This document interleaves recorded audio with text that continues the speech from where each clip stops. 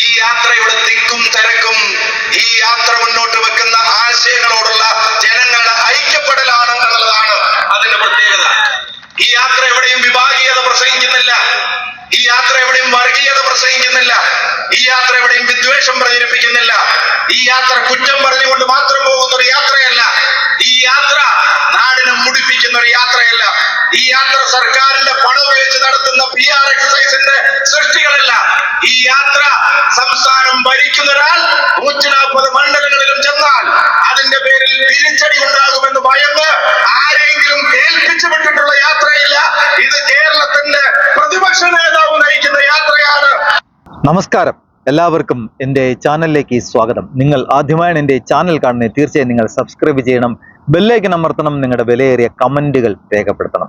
ഇവിടെ ഇന്ന് നമ്മുടെ നാട്ടിൽ, സംസ്ഥാനത്തിൽ, കേരളം എന്ന സംസ്ഥാനത്തിൽ നടന്ന ഒരു വിഷയമാണ് വളരെ ഹൈലൈറ്റായി, വളരെ വൈറലായി, അല്ലെങ്കിൽ മറ്റ് പാർട്ടിക്കാർക്ക്, മറ്റുള്ളവർക്ക് ചിരിക്കാനൊരു വേദി നമ്മുടെ നാട്ടിൽ ഒരുങ്ങി.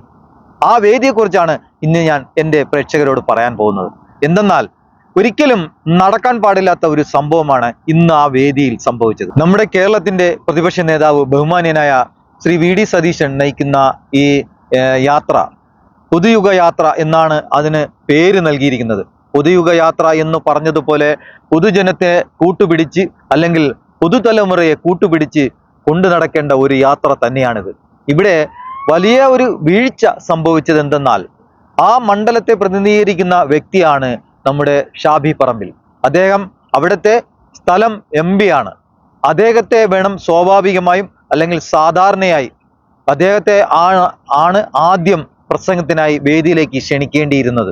അദ്ദേഹം പ്രസംഗിച്ചതിന് ശേഷം ഒരു 2 മിനിറ്റ് അദ്ദേഹം പ്രസംഗിച്ചത് കൊണ്ട് എന്താണ് അവിടെ സംഭവിക്കുന്നത്? ശരിയാണ്, നമ്മുടെ പ്രതിപക്ഷ നേതാവ് വരുമ്പോൾ ഒരുപാട് വൈകി, അദ്ദേഹം വന്നതിന് കുറച്ച് താമസിച്ചു, വൈകിയ വേളയിൽ എത്തിയത് കൊണ്ട് ജനങ്ങളുടെ തിക്കും തിരക്കും മൂലം ഈ പ്രസംഗം നീട്ടിക്കൊണ്ടുപോകാൻ സാധിക്കില്ല എന്നുള്ള ഒരു കാരണം മുന്നിൽ കണ്ടുകൊണ്ടാണ് സംഘാടകർ അദ്ദേഹത്തെ പ്രസംഗിക്കാൻ വിളിക്കാതെ പ്രതിപക്ഷ നേതാവിനെ വിളിച്ചത്. സ്വാഭാവികമായും അദ്ദേഹം ഇപ്പോൾ ഷാഫി പറമ്പിലെന്നല്ല, മറ്റ് ഏത് നേതാവായിരുന്നാലും ശരി, താൻ നയിക്കുന്ന മണ്ഡലത്തിൽ ഒരു പൊതുവേദിയിൽ ഒരു പരിപാടി നടക്കുമ്പോൾ ആ വ്യക്തിയെ വേണം ആദ്യം പ്രസംഗത്തിനായി ക്ഷണിക്കാൻ. അറിഞ്ഞുകൊണ്ട് അദ്ദേഹം മനഃപൂർവ്വം മറന്നതാണോ, അതോ അദ്ദേഹത്തെ ഒഴിവാക്കാൻ ശ്രമിച്ചതാണോ? 2 വാക്ക് സംസാരിക്കുന്നത് കൊണ്ട് അവിടെ ഒന്നും സംഭവിച്ചു പോവില്ലല്ലോ. ആ മണ്ഡലത്തെ പ്രതിനിധീകരിക്കുന്ന വ്യക്തി ഷാഫി പറമ്പിൽ 2 വാക്ക് 2 മിനിറ്റ് സംസാരിക്കുമ്പോൾ അവിടെ ഇരിക്കുന്ന കാണികൾക്ക്, ജനങ്ങൾക്ക്, പൊതുജനങ്ങൾക്ക് ഉണ്ടാകുന്ന ആ വികാരം, അവർക്കുണ്ടാവുന്ന ആവേശം, അത് പ്രതിപക്ഷ നേതാവ് സംസാരിക്കുമ്പോൾ അതിലും അപ്പുറമാകും. കാരണം പ്രതിപക്ഷ നേതാവ് പറഞ്ഞത് 100ൽ 100 എണ്ണുമ്പോൾ കുറ്റിയാടി ചേർത്തെണ്ണണം എന്നാണ് പറഞ്ഞത്. അത് തന്നെയാണ് ഷാഫി അവിടെ ആവർത്തിച്ചത്. ഷാഫി പറഞ്ഞത് എന്താണ്? അദ്ദേഹം പറഞ്ഞത് ഇവിടെ 100ൽ 100, പ്രതിപക്ഷ നേതാവ് പറഞ്ഞതുപോലെ 100ൽ 100 എണ്ണുമ്പോൾ കുറ്റിയാടി ചേർത്തെണ്ണണം. ആ വാർത്ത, അല്ലെങ്കിൽ ആ പറഞ്ഞ ഷാഫി പറമ്പിൽ പറഞ്ഞ ആ വാക്ക് നമുക്കൊന്ന് കേൾക്കാം. നമ്മുടെ പ്രിയപ്പെട്ട MP ഷാഫി പറമ്പിൽ നിങ്ങളോട് സംസാരിക്കും. പ്രിയപ്പെട്ടവരെ, ഞാൻ പ്രസംഗിക്കുന്നില്ല, ഒറ്റ വാചകം പ്രതിപക്ഷ നേതാവിനോട് പറയുന്നു. 100ൽ കൂടുതൽ എണ്ണുമ്പോ കുറ്റിയാടി എണ്ണിക്കോളൂ എന്ന് ഈ വേദിയിൽ പറയുന്നു. അഭിവാദ്യങ്ങൾ. ഇവിടെ മറ്റുള്ളവർക്ക് ചിരിക്കാനൊരു അവസരം നമ്മുടെ UDF-ന്റെ നേതാക്കന്മാർ ഉണ്ടാക്കി കൊടുത്തു. വളരെ മോശമായി പോയി ഒരുപാട്. കാരണം ഇന്ന് നമ്മുടെ സാഹചര്യം അതല്ല. നാം ഒരു ഭരണമാറ്റം ആഗ്രഹിക്കുന്നു. കേരളത്തിലെ ജനങ്ങൾ ഭരണമാറ്റം ആഗ്രഹിക്കുന്നു. 140 മണ്ഡലങ്ങളിലും എണ്ണി വെച്ചോളൂ, 140 നിയമസഭാ മണ്ഡലങ്ങളിലും UDF വൻ വിജയത്തിൽ, മൃഗീയ ഭൂരിപക്ഷത്തിൽ ജയിച്ച് ഈ കേരളം 2026-ൽ കോൺഗ്രസ് ഭരിക്കും. ഒരു തർക്കവുമില്ല. ആ ആത്മവിശ്വാസം ഇന്ന് നമ്മുടെ നേതാക്കന്മാർക്ക് എല്ലാവർക്കും ഉണ്ട്. കേരളത്തിലെ UDF-ന്റെ, ഇന്റർനാഷണൽ കോൺഗ്രസിന്റെ എല്ലാ നേതാക്കൾക്കും നല്ല ഉറച്ച വിശ്വാസമുണ്ട്. ഇവിടെ കുഴികാലുവെട്ടും കാലുവാരലും, അവരന്മാരെ നിർത്തലും, പകരക്കാരെ നിർത്തലും, പണം കൊടുത്ത് സ്വാധീനിക്കലും, വാഗ്ദാനങ്ങൾ നൽകി സ്വാധീനിക്കലും ഒന്നും ചതിയും ചതിക്കുഴികളും ഇല്ലാതെ ഇരുന്നാൽ തീർച്ചയായും ഇവിടെ UDF വൻ മൃഗീയ ഭൂരിപക്ഷത്തിൽ ജയിക്കുമെന്നുള്ള കാര്യത്തിൽ തർക്കമില്ല. പിന്നെ ഒരു കാര്യം പ്രത്യേകിച്ച് പറയാനുള്ളത് UDF-ന്റെ നേതാക്കന്മാരോടാണ്. നിങ്ങൾ ഒരു നിമിഷം, ഒരു സെക്കൻഡ് പോലും നിങ്ങളുടെ ശ്രദ്ധ മറ്റൊരു സ്ഥലങ്ങളിലും പോകാൻ പാടില്ല. അങ്ങനെ പോയാൽ നിങ്ങളുടെ ഭരണം നഷ്ടപ്പെടും. ഇന്ന് പുതുതലമുറയിലെ ചെറുപ്പക്കാർ അവര് ജോലിയില്ലാതെ വിദ്യാഭ്യാസം നേടിയിട്ട് തലങ്ങും മെലങ്ങും നടക്കുകയാണ്. ജോലിക്ക് വേണ്ടി പഠിച്ചു, ലക്ഷങ്ങൾ ചെലവാക്കി പഠിച്ചു. ഈ പഠിച്ച കുട്ടികൾ ഇന്ന് അങ്ങോട്ടും ഇങ്ങോട്ടും തേരാപ്പാര നടക്കുകയാണ്. ഈ കുട്ടികൾ നമ്മുടെ നാട്ടിലുണ്ടെങ്കിൽ നമ്മുടെ നാട് ഏത് രീതിയിലായിരിക്കും മുന്നോട്ട് പോവുക? ജോലിക്ക് വേണ്ടി, അധ്വാനത്തിന് വേണ്ടി, തൊഴിലിന് വേണ്ടി നമ്മുടെ നാട് വിട്ട് പലരും പല രാജ്യങ്ങളിൽ പോയി. അപ്പോ നമ്മുടെ നാട്ടിൽ കുട്ടികളില്ല, ആണാവട്ടെ പെണ്ണാവട്ടെ, പുതുതലമുറയില്ല, ചെറുപ്പക്കാരില്ല.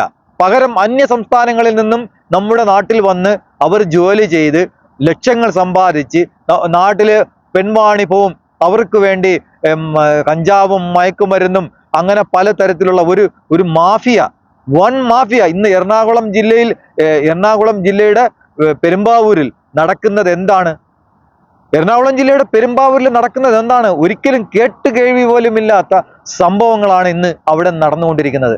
വാണിഭവും മയക്കുമരുന്നും, അതായത് ലഹരിയുടെ പിടിയിൽ ഇന്ന് നമ്മുടെ പുതിയ തലമുറ അമർന്നു കഴിഞ്ഞു.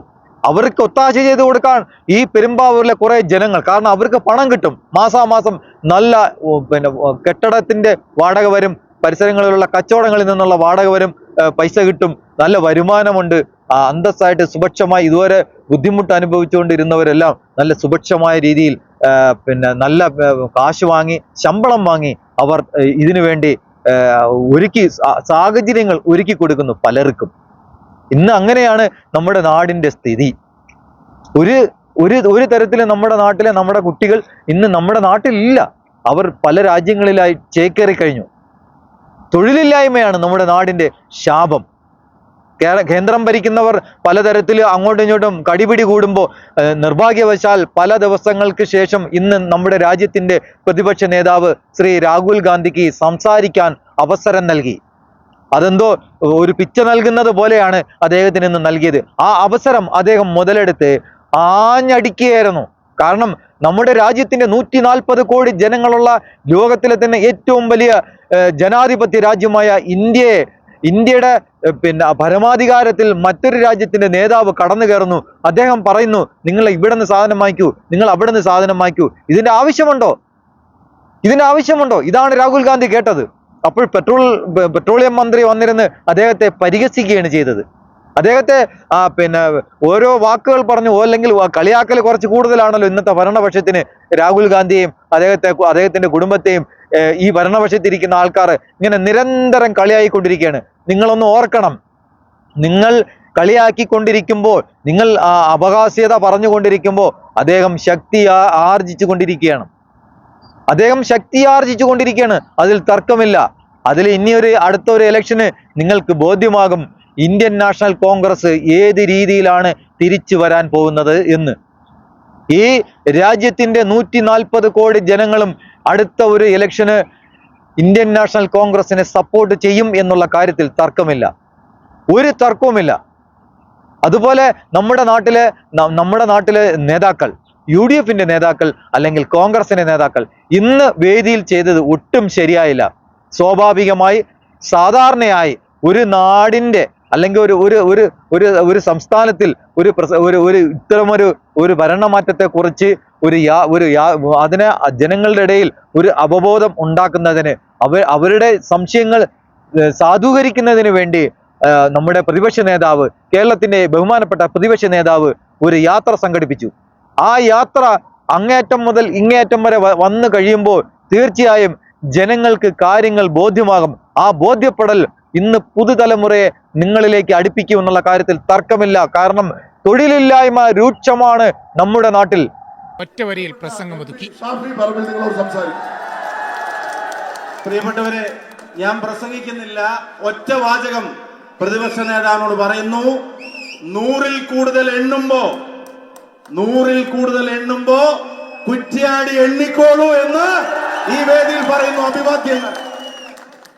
സമയം വൈകിയതിനാലാണ് പ്രതിപക്ഷ നേതാവിനെ വിളിച്ചതെന്നാണ് അധ്യക്ഷൻ പ്രമോദ് കക്കട്ടിലിന്റെ പ്രതികരണം.